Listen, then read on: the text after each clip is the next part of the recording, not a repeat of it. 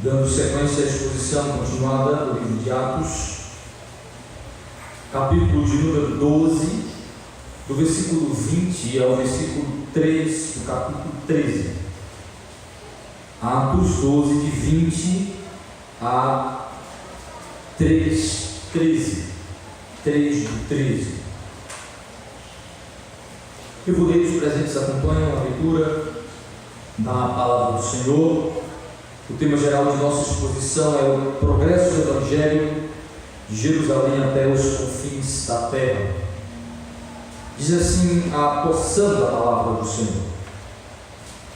Atos 12, de 20 a 3, 13. Ora, havia séria divergência entre Herodes e os habitantes de Tiro e de Sidom. Porém, estes, de comum acordo, se apresentaram a ele e, depois de alcançar o favor de Blasto, camarista do rei, pediram reconciliação, porque a sua terra se abastecia do país do rei. Em dia designado, Herodes, vestido de traje real, apresentou, assentado no trono, dirigiu-lhes a palavra. E o povo clamava: é voz de um Deus e não de homem. No mesmo instante, um anjo do Senhor feriu, por ele não haver dado glória a Deus, e comido de vermes expirou. Entretanto, a palavra do Senhor crescia e se multiplicava. Barnabé e Saulo, cumprida a sua missão, voltaram de Jerusalém, levando também consigo a João, apelidado de Marcos.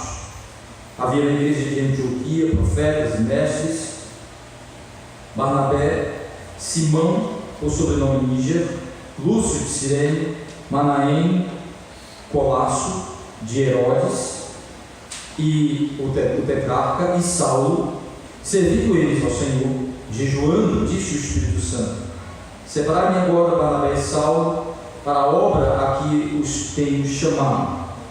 Então, jejuando e orando, e impondo sobre eles as mãos, os despediram. O Senhor aplique a sua bendita palavra nos nossos corações. Amém.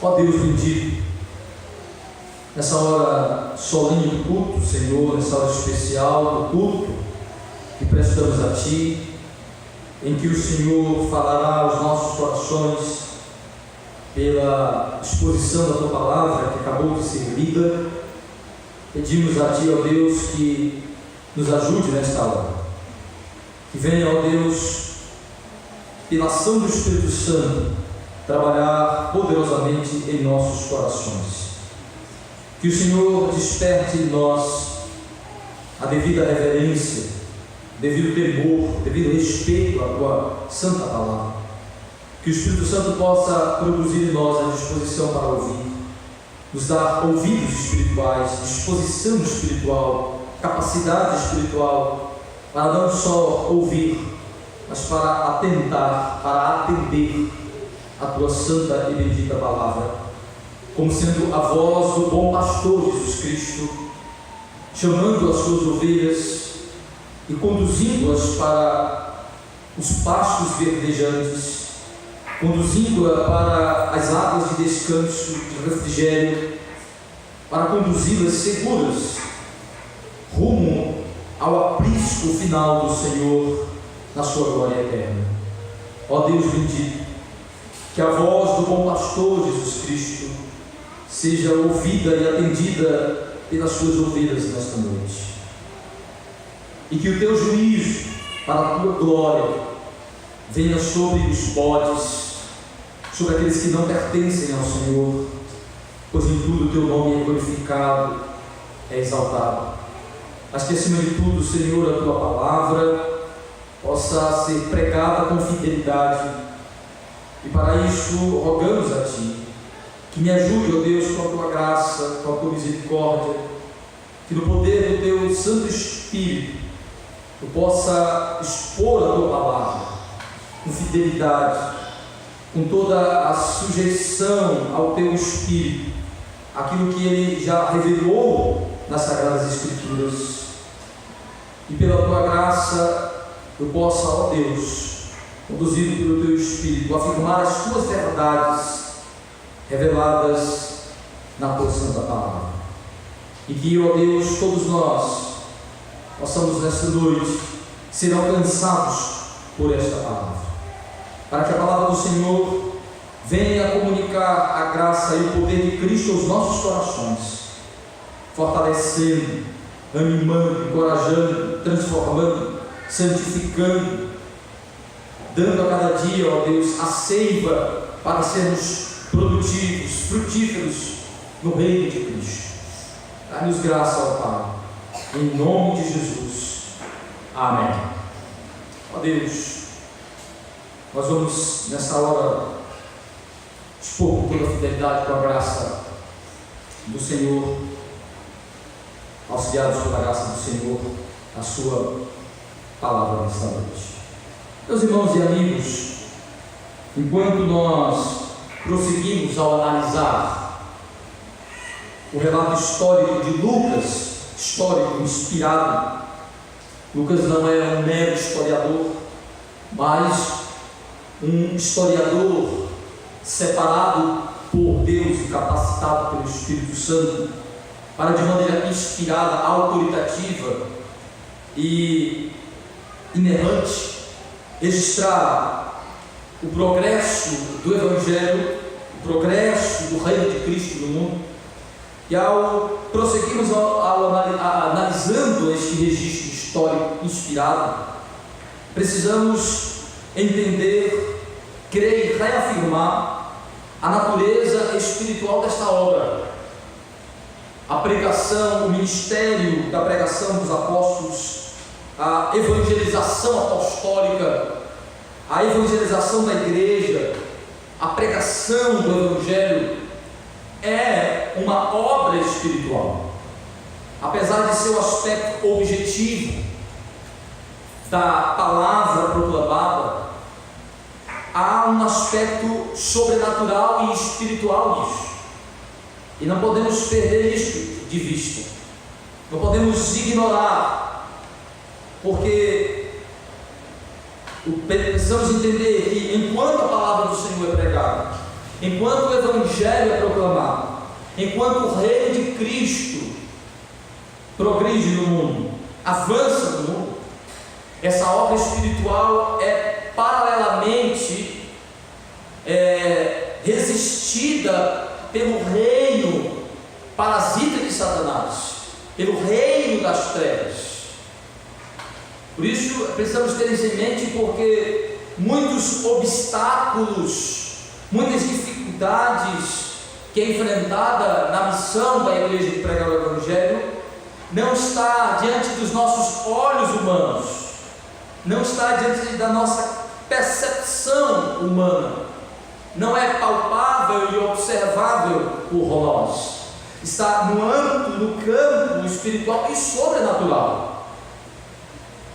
E muitas vezes, por vermos apenas a parte externa, os elementos externos e os instrumentos externos do reino de Satanás, negligenciamos, ignoramos e descuidamos quanto à maneira como Cristo nos manda nos preparar para lidarmos com esta realidade espiritual. Foi por causa desta ignorância, dessa negligência dos apóstolos que Jesus disse: o espírito está preparado, mas a carne é fraca. Orai e jejuai para que não caiam em tentação. Jesus alertou os discípulos quanto ao perigo de negligenciar a natureza espiritual do avanço do reino, da pregação do Evangelho, dessa realidade que nós vivemos, em que estamos em uma guerra.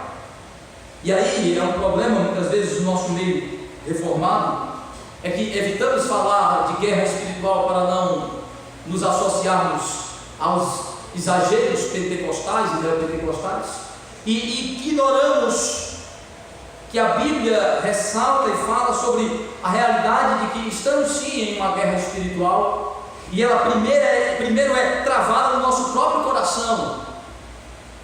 Ela é travada primeiro na arena do nosso próprio coração, da nossa mente, aonde a vontade de Deus é resistida pela nossa própria carne, pela nossa própria corrupção, que lutamos contra as tentações que nos impedem um viver santo e perfeito a Deus, que nos fazem resistentes à obediência, que nos torna negligentes no cuidado das coisas do Senhor, que faz com que prestemos cultos idólatras e desleixados. Mas fora do âmbito de nosso coração, de nossa mente, nós somos alvos de Satanás e de seu reino parasita das trevas. E precisamos entender que Satanás atua diretamente em nosso coração com sugestões e ideias, mas atua através de seus agentes humanos. E quando nós olhamos para o relato de Lucas, nós vamos ver como Satanás usou vários de seus agentes, ou seja, ímpios, homens perversos e cruéis, para tentar impedir o avanço do reino de Cristo, para atrapalhar o progresso do reino de Cristo, através da perseguição aos cristãos, através da morte de cristãos. E é isso que Lucas situa para nós de alguma forma nesse texto. Como naquele contexto, naqueles dias, naquele período específico, Herodes Agripa I foi um instrumento de Satanás para tentar aplacar o crescimento, o avanço do reino de Cristo, perseguindo os cristãos, matando o primeiro apóstolo Tiago, fazendo o primeiro mártir dentre os apóstolos, pois o primeiro mártir cristão é Estevão. E como ele prendeu a Pedro, estava decidido a matá-lo, e como ele demonstrava ódio e perseguição aos cristãos, e como nesse texto que nós vamos ver o quanto ele se comportava como um homem soberbo, arrogante, megalomaníaco e desejoso de receber atribuições e reconhecimentos divinos.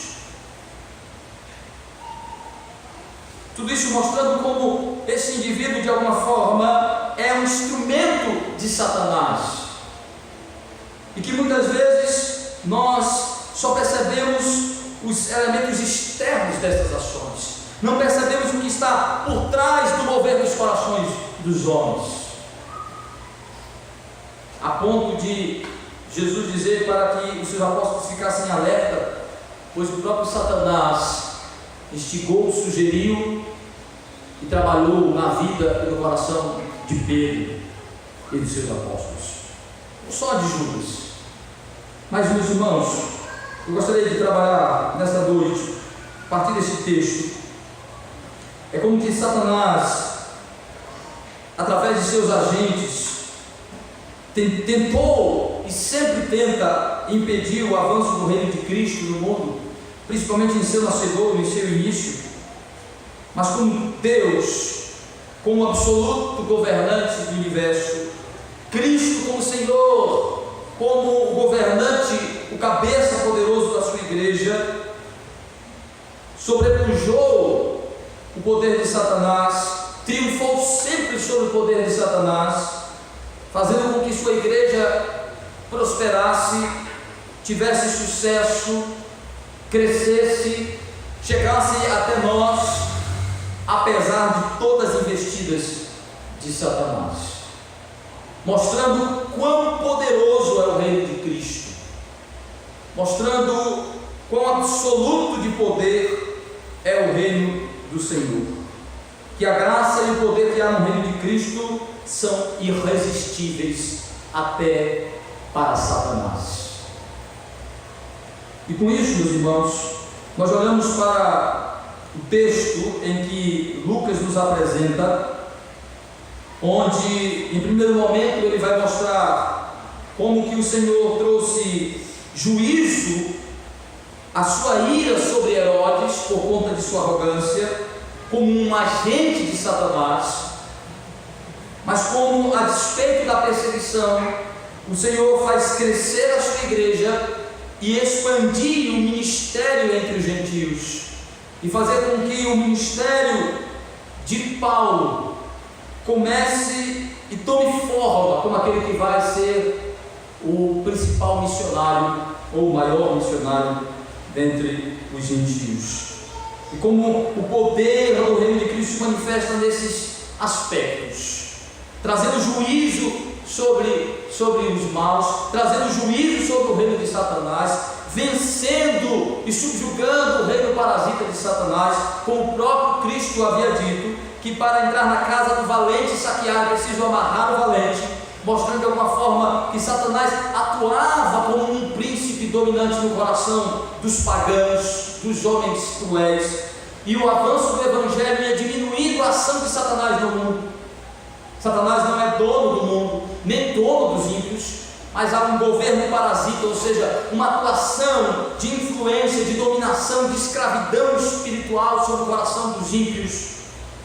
Que essa influência, dominação e escravidão vai diminuindo gradativamente enquanto o reino de Cristo vai avançando.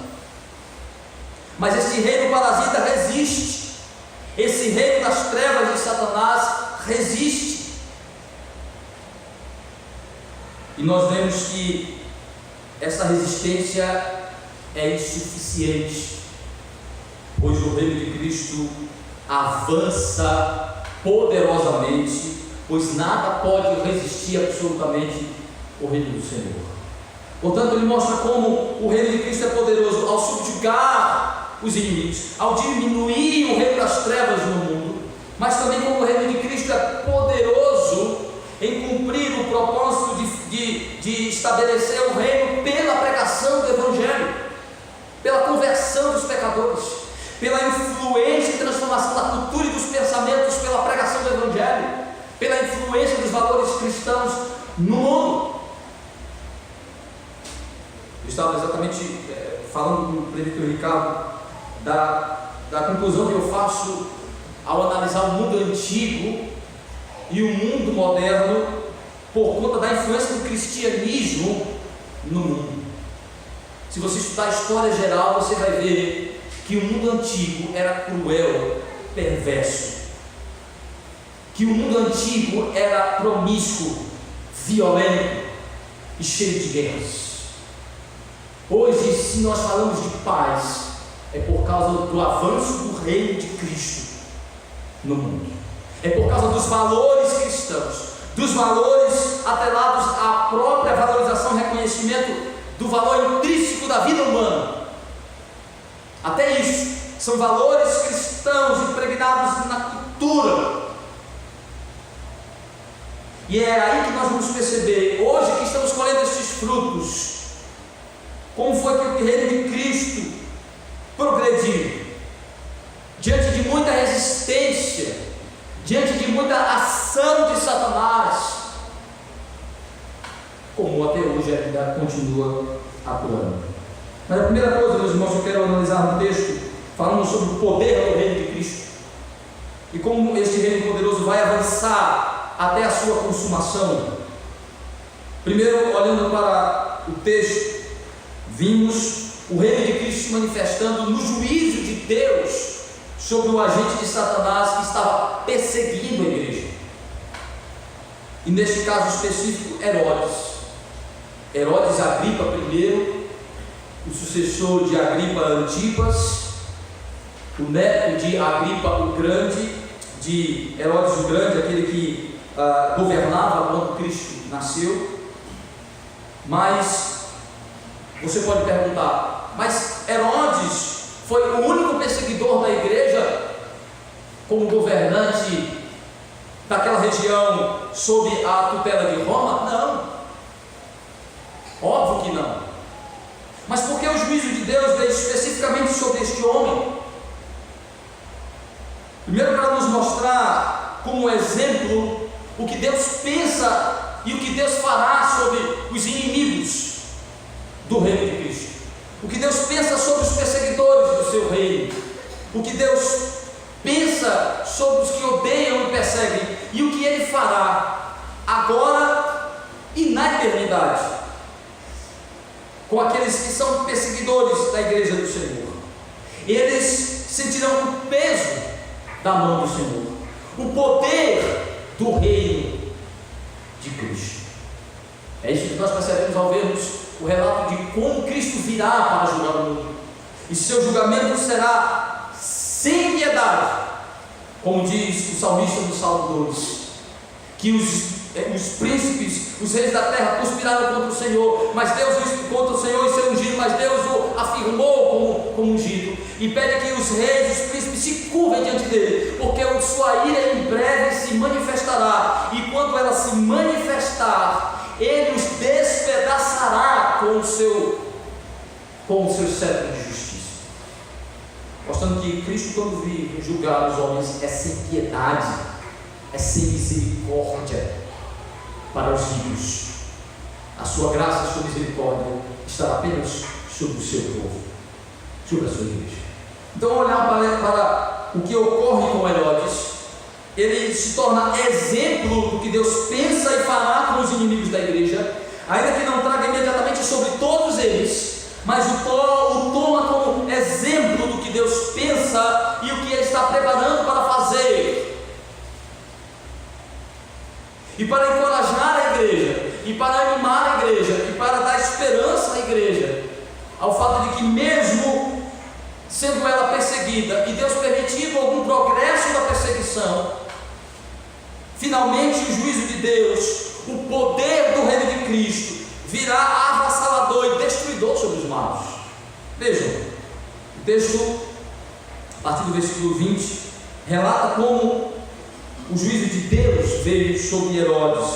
No versículo 19, Lucas faz o gancho, faz a deixa para este relato que ele vai abordar agora, quando ele diz que depois de tentar achar Pedro, que havia fugido depois de ser solto pelo anjo da prisão, e Pedro então fugiu, se escondeu, Herodes tentou achá-lo para executá-lo, não achando, executou os soldados por negligência, e depois disso, a partir do versículo 19, ele desceu para a Judéia, para Cesareia, onde ali passou algum tempo. Esse é o gancho de Lucas para começar a relatar o acontecido, o que ocorreu com Herodes naqueles dias.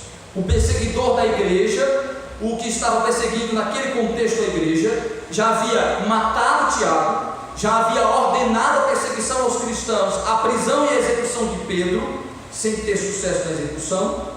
Agora vai resolver um problema político, econômico, pois era com uma nação que Israel tinha relações comerciais, relações de negócio, que é Tiro e Sidom da Fenícia. Aí diz o texto que ele vai para Cesareia. Cesareia é a capital da Judéia, porque ele vai chamar representantes de Tiro e Sidom, pois eles estão com dificuldades. Aí um embaraço, uma dificuldade que surgiu na relação entre Herodes e os representantes dessas duas cidades, provavelmente por alguma contrariedade ao rei Herodes. Essa relação de negócios entre os fenícios e os israelitas é antigo, remonta ao Antigo Testamento, e havia uma dependência muito grande dos fenícios, principalmente Tiro e Sidom, da Palestina, porque eles eram cidades de negócio, de comércio mercantil, não havia muita terra para produzir, então eles dependiam especificamente dos grãos produzidos naquela região da Palestina. E por alguma dificuldade, provavelmente por alguma contrariedade a Herodes, por alguma resistência a Herodes embarga temporariamente o fornecimento de grãos. Veja aí o que o texto diz, versículo 20. Ora, havia séria divergência entre Herodes e os habitantes de Tiro e de Sidom, Porém, estes de comum acordo se apresentaram a ele e, depois de alcançar o favor de Blasto, camarista do rei, pediram reconciliação, porque a sua terra se abastecia do país do rei. Um dia designado, Herodes, vestido de traje real, assentado no trono, dirigiu-lhes as palavras, e o povo clamava: é voz de um Deus e não de homem. No mesmo instante, o anjo do Senhor feriu por ele não haver dado glória a Deus, e comido de vermes expirou. Lucas diz que aquele contratempo, aquela divergência séria, foi resolvida através de uma ajuda de um tal de Blasto, provavelmente alguém subornado para tentar uma audiência com o rei, para acalmar os ânimos do rei, fazer acordos com o rei, para combinar a reconciliação através do perdão, do reconhecimento que estava errado, da humilhação destes representantes, de alguma bajulação para aplacar a ira, porque se Herodes decreta o fim da relação comercial com Tiro e Sidom, provavelmente seria o fim daquele povo. Eles não seriam abastecidos, passariam fome, morreriam.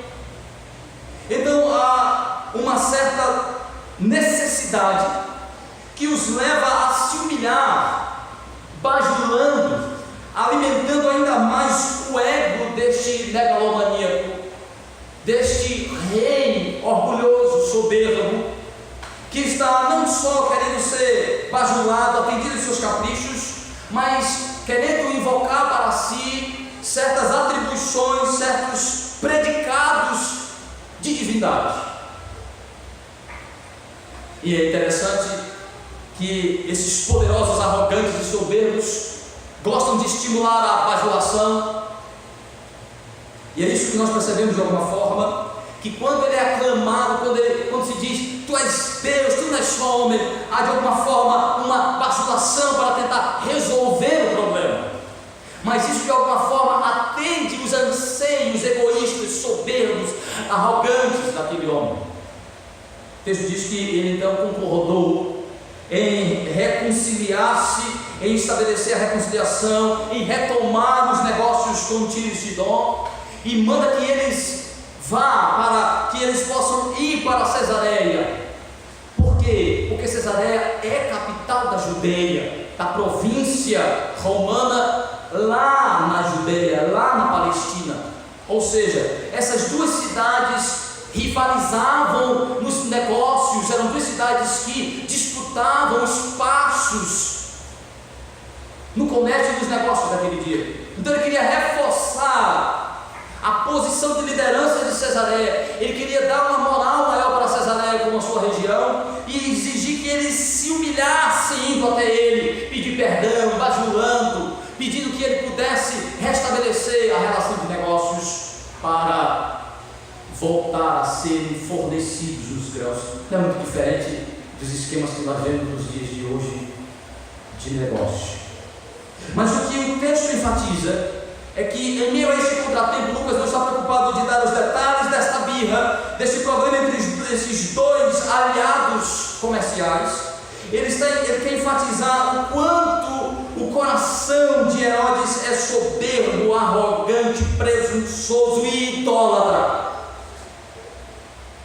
Que o que lhe moveu a perseguir os cristãos não era uma questão religiosa, era política, era de projeto de poder, era fazer com que o seu reinado, o seu governo em Israel se consolidasse com o aplauso do povo, com a aprovação do povo, com o respeito do povo. Então ele vai tentar remover qualquer obstáculo, qualquer dificuldade que dificulte a harmonia, a paz, o sucesso do seu governo dentre os gentios.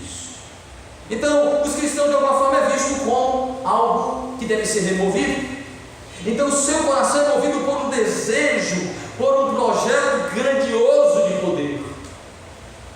Sendo assim, ele não se importa de ser chamado de Deus, de divindade.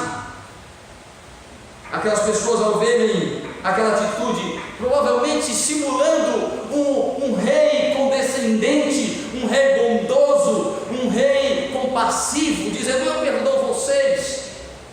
Estimula, instiga o aplauso, ser ovacionado. Então as pessoas começam a dizer: tu não é um mero homem, tu és verdadeiramente um Deus.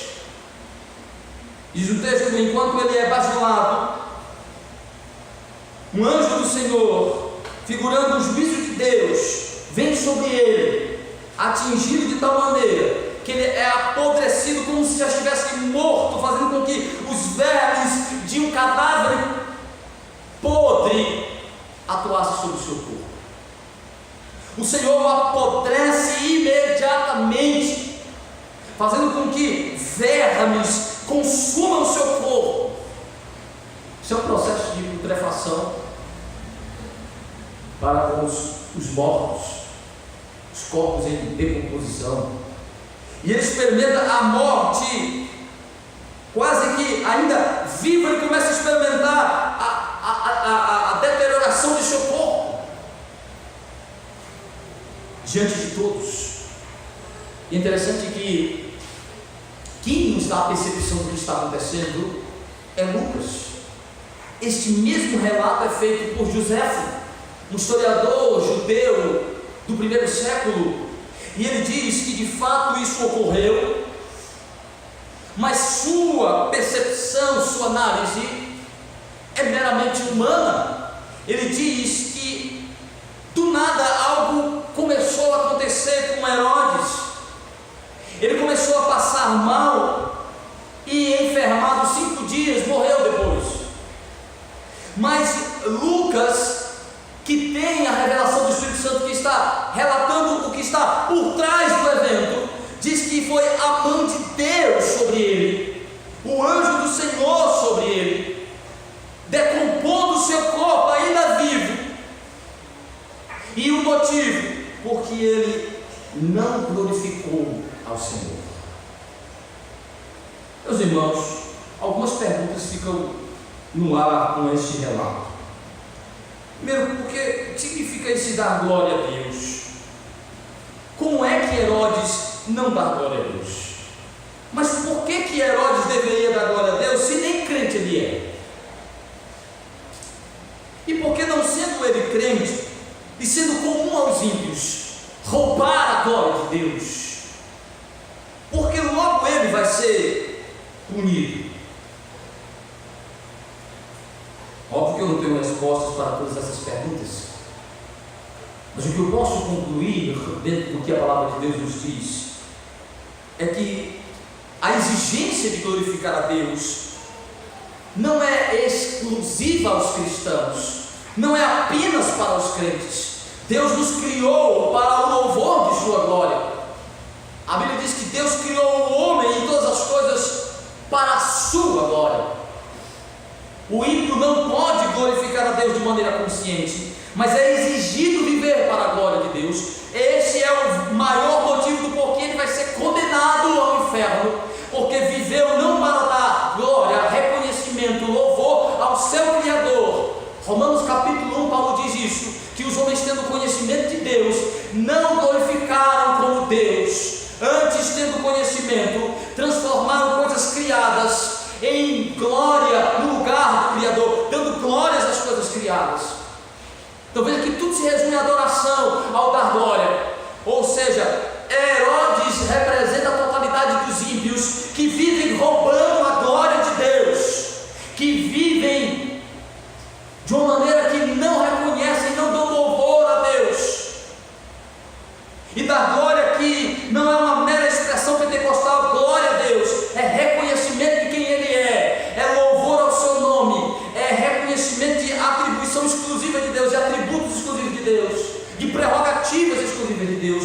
Quando ele é chamado de tu não és um mero homem, mas um Deus, ele deveria repreender as pessoas e dizer: esta prerrogativa não pode ser dada a mim. Mas ele aceitou, porque ele é como todos os ímpios, ladrões de glória divina. Quando não roubam para si, transferem para outros. Herodes não é o pior dos pecadores, é um representante, é uma figura, é um símbolo do que é um homem sem Deus, ladrão, roubador, usurpador da glória divina, que não vive para promover a glória de Deus. E ele é um exemplo disso. Ele é tomado como este exemplo.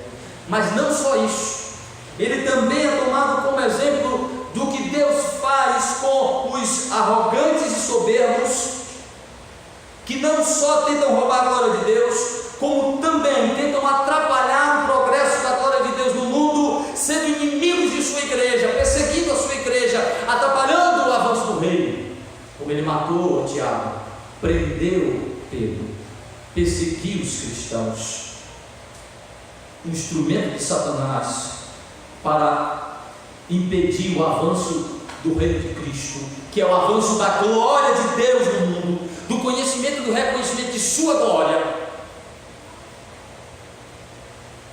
Por isso que o texto diz que Deus o matou imediatamente, como exemplo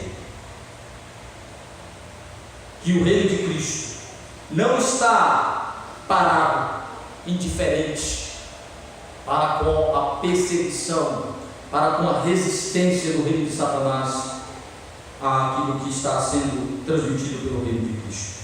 Então, a primeira coisa que o texto mostra é como o poder de Deus se manifestou na vida daquele arrogante, soberbo Herodes, perseguidor da igreja, mostrando que Deus vinga seu povo, que Deus é vingador de seu povo. Não demorou muitos dias da morte, da execução de Tiago à morte de Herodes. Rapidamente o Senhor trouxe juízo, para mostrar que Ele é o verdadeiro vingador. Como diz a Escritura, a vingança a mim pertence, diz o Senhor. Eu darei a paga a todos que vos perseguirem. Então Deus é apresentado como aquele que vinga o seu povo, que traz juízo, e a vingança veio imediata sobre Herodes. Não aguardou o juízo, não aguardou a morte, veio imediatamente, para que não nos esqueçamos que mesmo Deus permitindo progressos de perseguição contra nós, mesmo Deus permitindo que os inimigos nos persigam, tenham algum sucesso sobre a igreja, Ele é o vingador da igreja, Ele é o defensor da igreja. Nabucodonosor experimentou isso, Saulo de Tarso percebeu isso, mas foi revertido para a sua própria salvação. Os perseguidores da igreja do Senhor não ficam sem serem devidamente punidos. Então isso é para mostrar, meus irmãos, que o Senhor é vingador de sua igreja.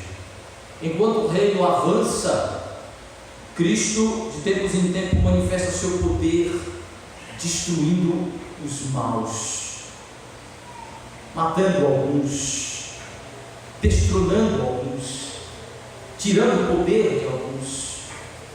Então, até que o Senhor, naquele grande dia do seu juízo, traga a condenação final, lançando-os naquele lugar que Cristo disse que os vermes não morrem,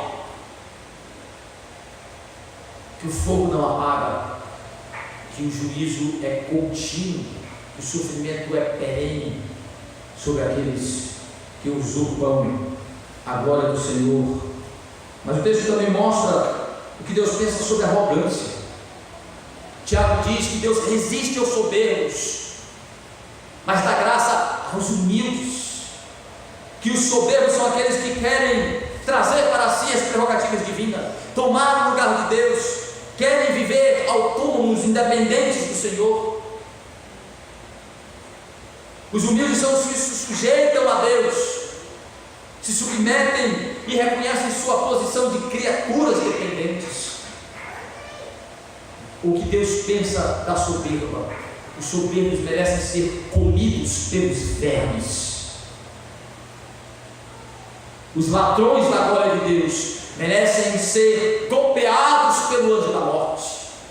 É o que Deus pensa, é o que eles merecem. Pela sua longanimidade, Ele espera o dia em que fará isso com todos os maus e perversos. Isso deve nos dar encorajamento, ânimo, saber que mesmo Deus permitindo algum progresso de perseguição na nossa vida, Ele é o nosso verdadeiro vingador, aquele que trará o juízo e a sua ira sobre os que nos perseguem como cristãos, como crentes. Mas o texto continua mostrando que o poder do reino de Cristo não só atua destruindo o mal, não só atua punindo os perseguidores da igreja, mas atua consolidando o reino com a pregação da palavra.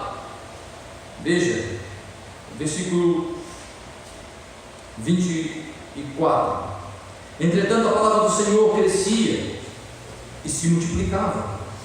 Barnabé e Saulo, cumprida a sua missão, voltaram de Jerusalém, levando também consigo a João, apelidado de Marcos. Apesar de toda a investida contra a igreja, da perseguição dos dois Herodes, da perseguição do Sinédrio, da perseguição dos judeus ímpios, a igreja de Jerusalém cresceu. A igreja de Jerusalém avançou e alcançou a Judéia e Samaria. Já estava chegando nos gentios com a primeira família convertida de Cornélio. Já estava se preparando para atingir a Ásia Menor e a Europa através do ministério de Saulo, de Paulo e Barnabé, através da cidade missionária Antioquia, do centro missionário da igreja primitiva, que é a Antioquia. Mas ele diz que, a despeito dessa investida de Satanás, desse progresso de alguma forma, porque matou Tiago, perseguiu Pedro, deixou a igreja em alvoroço, afastou muitos cristãos de Jerusalém, ele diz: a despeito disso, a palavra do Senhor crescia e se multiplicava. Este crescimento, primeiro, é de natureza espiritual, ou seja, ela se consolida convertendo pessoas. Não adianta, ele não está falando de um progresso apenas de pregação do Evangelho, apesar de uma coisa estar ligada à outra ou dependente da outra. Ele não está falando só do progresso, do avanço, do alcance da pregação, mas da eficácia dessa pregação, da eficiência da ação do Espírito Santo, da transformação das vidas, do efeito desta palavra, pessoas sendo convertidas, transformadas pela palavra do Senhor, apesar da perseguição. Então ele diz: entretanto a palavra do Senhor crescia e se multiplicava, a ponto da igreja estar feliz em ver o progresso espiritual, de ver Deus confirmando a sua palavra, aumentando o número dos cristãos, aumentando a influência e o alcance dessa palavra, empolgando os cristãos, animando os cristãos, aumentando em aspecto espiritual e também numérico. E aí ele prepara para falar do que vai acontecer em Antioquia, dizendo que Paulo e Barnabé, que tinham ido para Jerusalém para levar os donativos colhidos pela igreja de Antioquia, para ajudar os crentes de Jerusalém que enfrentariam uma grande seca naqueles dias, uma grande estiagem naqueles dias, fome naqueles dias. Paulo e Barnabé estão ali para entregar os donativos, encorajar, animar aqueles crentes e voltar para Antioquia para reassumir a posição de líderes, ensinadores, doutrinadores, mestres daquela igreja e serem preparados para serem enviados ao mundo. Então, com isso, a despeito de toda essa perseguição, de todo esse ódio, Deus está restringindo o mal até onde Ele quer, restringindo a perseguição até onde Ele quer, mas fazendo com que o seu reino tenha progresso na conversão de pessoas, na pregação do Evangelho, no crescimento da igreja. Se você olhar a história da igreja, você vai ver exatamente isso, que apesar de toda a perseguição da igreja, apesar de alguns progressos do reino de Satanás, na resistência ao reino de Cristo. O Senhor sempre esteve com a sua mão poderosa, fazendo com que a sua palavra alcançasse, transformasse corações, com que sempre houvesse o remanescente fiel, a igreja do Senhor, os salvos, a palavra viva no coração e na mão das pessoas, na boca das pessoas, que a palavra de Cristo sempre fosse pregada. Com toda a perseguição, tentaram queimar todas as Bíblias, tentaram impedir que a palavra do Senhor progredisse, tentaram impedir que a palavra do Senhor fosse pregada, mesmo no período mais terrível da igreja, que é a Idade Média, o período em que a igreja devastada, deturpada, apostatada, a igreja com toda a sua devassidão, com toda a sua dificuldade, o período em que a igreja mergulha em um momento de grande crise, Deus ainda fazia prevalecer a sua palavra. Cristo fazia com que a sua palavra fosse ainda preservada, mesmo acorrentada, amarrada, mesmo impedida de ser pregada pelos próprios religiosos, pelos próprios cristãos. O Senhor fazia pelo seu poder que a sua palavra chegasse aos corações, convertesse monges idólatras como Martinho Lutero, John Hus e tantos outros, que meio àquela igreja depravada, deturpada, desvirtuada, o Senhor preservava o poder de sua palavra, convertendo pessoas, preservando sua igreja, mostrando que o reino de Cristo não pode ser resistido por Satanás. Como disse Jesus, as portas do inferno não prevalecerão. O reino de Cristo é poderoso não só para subjugar os seus inimigos, mas para fazer com que ele seja consolidado na conversão de pessoas, na transformação de vidas, forjando filhos do reino pela conversão.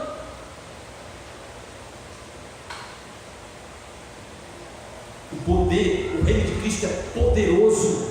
Satanás tentou de todas as formas extirpar, extinguir o reino de Cristo, pela força, pela espada, hoje pelas heresias, pelo engano, pela falsidade, pela mentira, mas tentou pela perseguição, pela morte, pela espada, mas nunca conseguiu impedir que a palavra de Deus chegasse aos corações, convertendo pessoas, que elas fossem sussurradas nas catacumbas, que ela fosse proclamada nos cemitérios, nas casas fechadas.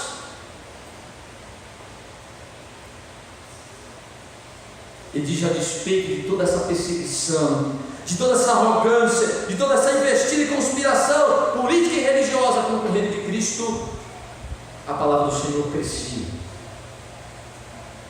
Para mostrar, meus irmãos, que nós não temos na mão simplesmente a verdade, mas a palavra poderosa para vencer o reino de Satanás.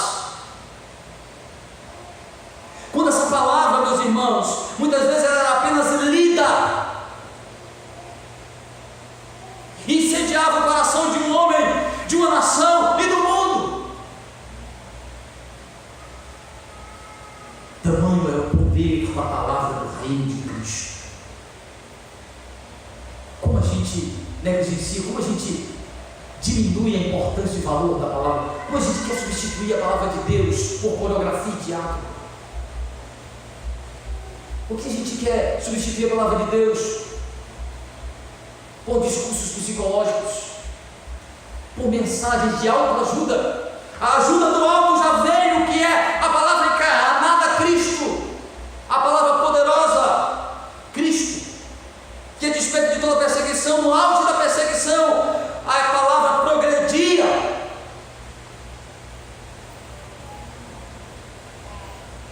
E este é o objetivo de Lucas, mostrar que, a despeito de tudo aquilo, o poder do reino fazia com que a palavra de Cristo progredisse aonde ela deveria progredir.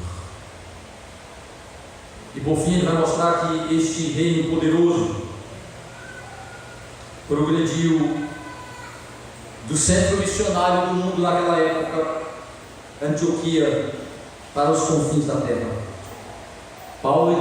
Lucas então nos prepara para um dos momentos mais importantes da história da igreja, onde o apóstolo Paulo vai iniciar as suas viagens missionárias, é onde o livro de Atos vai se deter, boa parte dele daqui em diante, onde Paulo e Barnabé iniciam as viagens missionárias de Paulo, mostrando a descentralização da liderança cristã, saindo de Jerusalém, agora indo para Antioquia. E diz que Paulo e Barnabé, voltando para Antioquia, diz o texto o seguinte: havia na igreja de Antioquia profetas e mestres, Barnabé, Simeão, o sobrenome Níger, Lúcio de Cirene, Manaém, Colasso de Herodes, o tetrarca, e Saulo. Servindo eles ao Senhor, jejuando, disse o Espírito Santo: separai-me agora Barnabé e Saulo para a obra a que os tenho chamado. Então, jejuando e orando, impondo sobre eles as mãos, o despediram. Qual é a tríade, qual é o tripé do reino de Cristo? Como Cristo governa a sua igreja? Nós já afirmamos aqui que Cristo faz isso pela sua palavra, pelo poder de sua palavra, pelos instrumentos humanos que são os seus pregadores e pela ação do Espírito Santo. O texto diz que aquela igreja consolidada, aquela igreja já fortalecida, aquela primeira igreja gentílica, fortalecida, grande em número, poderosa espiritualmente, com recursos financeiros, vai se tornar o centro missionário de Paulo, a referência do apóstolo Paulo, que vai iniciar suas viagens missionárias, sendo separados pelo Espírito Santo, separado pelo Espírito Santo do Senhor para iniciar essa viagem. Diz o texto que lá havia profetas e mestres. Essa igreja já em seu nascedouro tem uma liderança consolidada. Os profetas eram aqueles que traziam a revelação junto com os apóstolos, corroborando, ajudando com os apóstolos na pregação, por meio da revelação direta. E os mestres, provavelmente aqueles que pregavam não a partir de uma revelação direta, mas a partir da interpretação da lei, sob a perspectiva e a interpretação da ótica messiânica dos apóstolos, da visão messiânica dos apóstolos. Então você tem aí os recipientes da revelação, os pregadores da palavra do Senhor, já nesta igreja, uma igreja sendo consolidada com a pregação, com a vida de oração. Aqui a igreja cristã começa a tomar forma entre os gentios, uma igreja quanto ao seu vigor espiritual, quanto à sua estrutura eclesiástica, quanto à sua vida cultica e agora missionária. Uma igreja que se reúne para aprender a palavra do Senhor com os profetas e com os mestres, Paulo e Barnabé liderando os mestres aí. Uma igreja orando, olha já, elementos do culto, mostrando como a igreja está tomando forma, o culto cristão vai tomando forma fora de Jerusalém, no mundo gentílico. Os cristãos, sob a liderança dos apóstolos, já estabelecendo uma identidade de igreja cristã, universalizada, desassociada dos aspectos étnicos de Israel, tomando agora forma, uma igreja que está orando, jejuando. É interessante essa informação do jejum, pois Cristo disse que os discípulos não precisariam jejuar enquanto ele estivesse com eles, mas quando o noivo é retirado da noiva, é necessário que se jejue. Então ele está mostrando que agora esses crentes mostram o seu anseio por mais do Senhor, por crescimento espiritual, orações associadas a jejuns, demonstrando não uma igreja aqui praticando questões de barganha com Deus, de deturpações religiosas, mas mostrando a ênfase que é dada ao anseio da busca pelo Senhor, orando, se reunindo para cultuar ao Senhor, ouvindo a palavra, orando ao Senhor, se colocando a revelações ainda diretas, a profecias ainda diretas sendo dadas. E aí, provavelmente por meio de um profeta, o Espírito Santo desperta um dos profetas e diz: vamos separar homens para a missão. Pelo texto indica que o Espírito falou audivelmente por meio de um dos seus profetas. Não é aquela fala subjetiva hoje de pentecostal, o Espírito me falou, ninguém. Aí um dia meu professor disse assim, que alguém falou com ele que o Espírito, que Deus havia falado com ela. Aí meu professor perguntou como é a voz dele. Fez igual aquele personagem desse programa. Você viu, você gravou, você registrou. Como era a voz dele? Como é que ele fala? É um negócio totalmente subjetivo. Totalmente subjetivo. Acho que Deus me falou. O texto indica que audivelmente o Espírito falou de maneira vernacular, de maneira audível, compreensível. Disse que separassem Paulo e Barnabé, Saulo e Barnabé, para empreender a missão de pregar ao mundo gentílico, adentrasse ao mundo gentílico, entrasse na Ásia Menor, fosse à Europa até atingir Roma, o centro do Império Romano, que o Evangelho expandisse, o reino de Cristo crescesse, para que o reino de Cristo avançasse, diminuindo a influência de Satanás no mundo. E aí você tem a tríade do reino. Para que o reino de Cristo exista e avance, é preciso ter evangelho de verdade, palavra. É preciso ter a pregação, a palavra fiel do Senhor. Segundo, pregadores devidamente comissionados e preparados para isso. Aqui há uma preparação intelectual, porque ele está separando aqueles que já eram mestres, aqueles que já ensinavam, que se debruçavam sobre a palavra. E no caso de Paulo tinha a revelação direta, confirmados pelo Espírito Santo. Nós não temos hoje esta revelação do Espírito, mas temos o que chamamos de vocação espiritual, ou seja, a confirmação em nosso coração, o despertar do Espírito no coração dos vocacionados, preparados, habilitados com dons espirituais, com a preparação devida, intelectual devida. Nós não temos hoje uma revelação espiritual direta, temos toda a revelação da Escritura, por isso precisamos estudar, meditar. É necessário, meus irmãos, estar preparados para pregar a palavra do Senhor, para sermos missionários, é verdade. É óbvio que, como já falamos, o crente comum coopera na missão, compartilhando de maneira simples de Cristo e testemunhando de Cristo.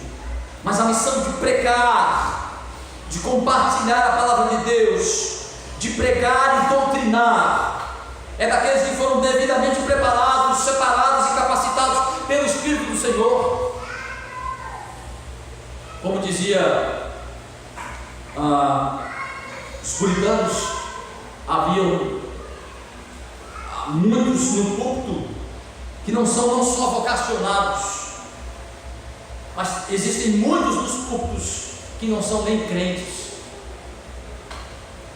Richard Baxter diz que muitos pastores nos púlpitos nunca haviam experimentado sequer a conversão, a regeneração do Espírito Santo, pois suas vidas demonstravam isso. Então Lucas está mostrando que havia uma preocupação do Senhor de separar, capacitar, habilitar aqueles que deveriam pregar com fidelidade, compartilhar, ensinar e doutrinar. O Espírito Santo do Senhor confirmando isso. Então qual é a tríade do reino? A palavra, os mensageiros e o Espírito. Sem palavra não há igreja, não há convertidos. Sem pregadores não há mensagem pregada. E sem o Espírito não há conversão de pecadores. E é isso que o texto nos mostra, que o reino de Cristo está sempre atrelado a estes três elementos. O reino de Cristo sempre providencia a palavra que já nos foi dada, os pregadores devidamente capacitados e enviados, e o Espírito sempre atuando nos corações.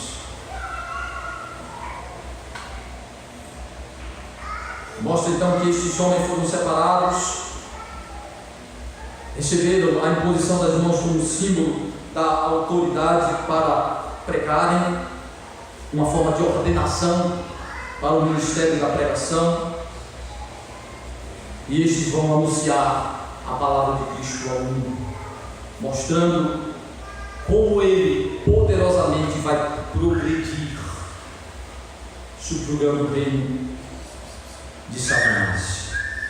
E isso, meus irmãos, vai ser descrito a partir do capítulo 13, quando o apóstolo Paulo vai avançar no mundo gentílico, pagão, pregando a palavra do Senhor, sendo ajudado pelo Espírito Santo de Deus, e o reino do Senhor avançando até chegar a nós.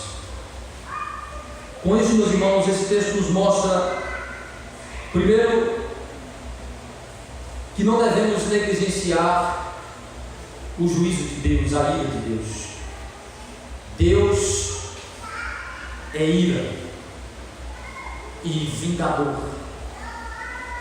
Deus trará juízo sobre aqueles que perseguem a sua igreja e resistem à voz de Cristo.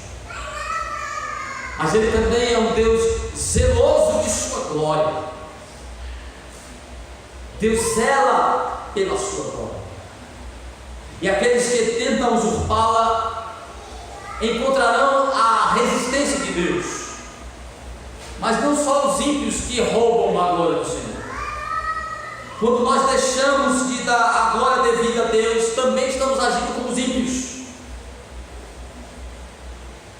Quando não observamos a palavra do Senhor, naquilo que Ele diz, o que significa lhe dar glória, lhe dar o devido reconhecimento.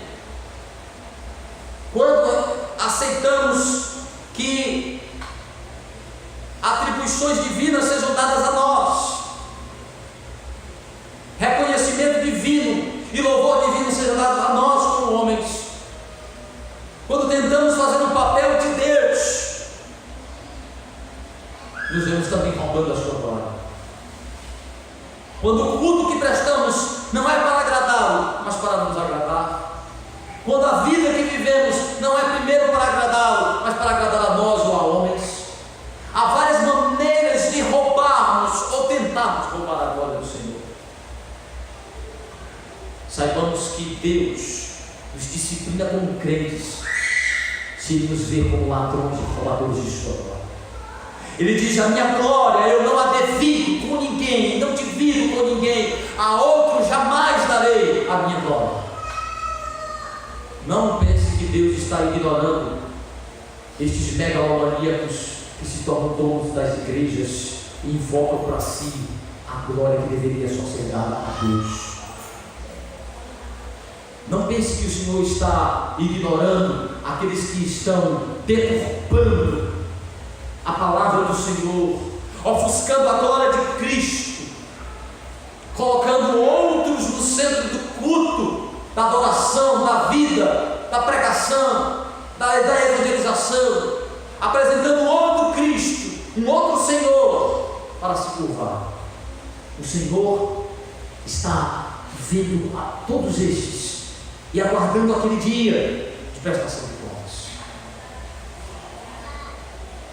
Mas também o texto nos mostra que o Senhor não está só resistindo, Ele não está só destruindo, Ele não está só trazendo ira e punição, mas trazendo construção, reconstrução, vida, produtividade, prosperidade, Sua palavra transformando vidas, Sua palavra regenerando pessoas, Sua palavra transformando pessoas em seres produtivos, Seu Espírito Santo atuando nos corações. O reino de Cristo está avançando no mundo até a sua consumação. Não, o mundo não está sob Satanás. Não, o reino de Cristo não se perdeu. O reino de Cristo está a avançar neste mundo. O reino de Cristo não pode ser resistido, nem destruído. Satanás sabe disso, mas tenta trabalhar o máximo que puder. Entenda, meu irmão, a natureza e o poder do reino de Cristo, para que você descanse, confie e tenha gozo e paz na certeza de que o reino de Cristo é poderoso. Que Ele possa nos abençoe. Amém.